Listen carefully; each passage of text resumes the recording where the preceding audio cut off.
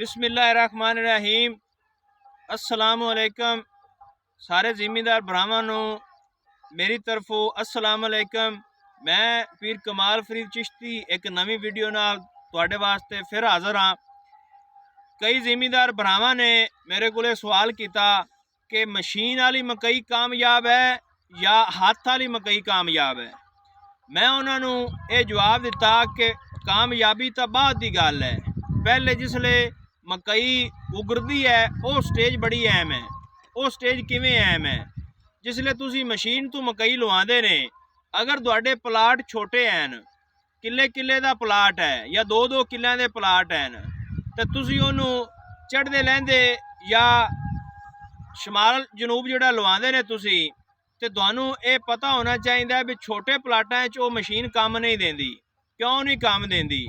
क्योंकि छोटे प्लाटां च उनकी स्पीड पूरी नहीं होंदी, जिंदी वजह तो जोड़ा बी है कोई वट्टा आ गया, कोई अपना उनके अगे पराली आ गई या कोई तूड़ी आ गई, तो वो मशीन उत्थे ही बी ज़्यादा सट देगी, जोड़ा कि ज़्यादा नुकसान होंदा है। हुण मैं 2 किल्लियां ते मशीन को लवाई है, तो 2 किल्लियां ते मेरे 2 थैलियां नालों ज़्यादा भी लग चुका है, जोड़ा कि मैनू नुकसान किस सूरत उठाना पिया कि एक एक जगह ते 3-3 5-5 पत्ते उग आए, पौधे उग आए। जिसले वो पौधे उग गए तो मैं उन्होंने पौधों को हुण पट्टा है, तो पट्टन तो बाद मैं तुहाडे नाल ये आधा तजर्बा शेयर करता पिया भी अगर तुहाडा प्लाट छोटा होवे तो तुसी कदे भी मशीन तो ना लवाओ, लेकिन अगर तुहाडा प्लाट वड्डा होवे, को 5-5 किल्लियां दे प्लाट होवन, लम्मे प्लाट होवन, चौड़े प्लाट होवन, फिर तुसी मशीन तो लवा सकते ने।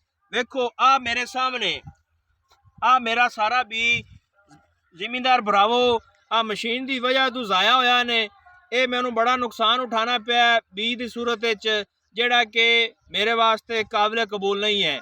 एक छोटे जिमीदार वास्ते बहुत ज़्यादा नुकसान है कि इन्ने पौधे आ एक जगह तू एक खेली तू पट्टे नू हाली पूरी तुसी वेखो सारे आसे पासे सह सारे पौधे पट्टे पे नू, जोड़ा कि जिमीदारां वास्ते बड़ा नुकसान का बायस बनता है।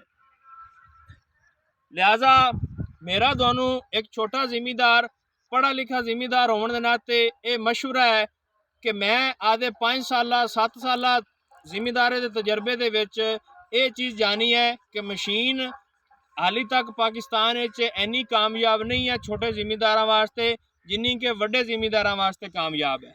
बजाय एंदे ये मशीन तुहाडे ते अगर असी गल करिए हाथ वाली मकई की, तो हाथ वाली मकई बड़ी सोहनी हुई है मशीन वाली मकई की निस्बत। बहुत शुक्रिया, बड़ी मेहरबानी। आदा ते आदे बच्चों का ख्याल रखो तो सलामत रहो।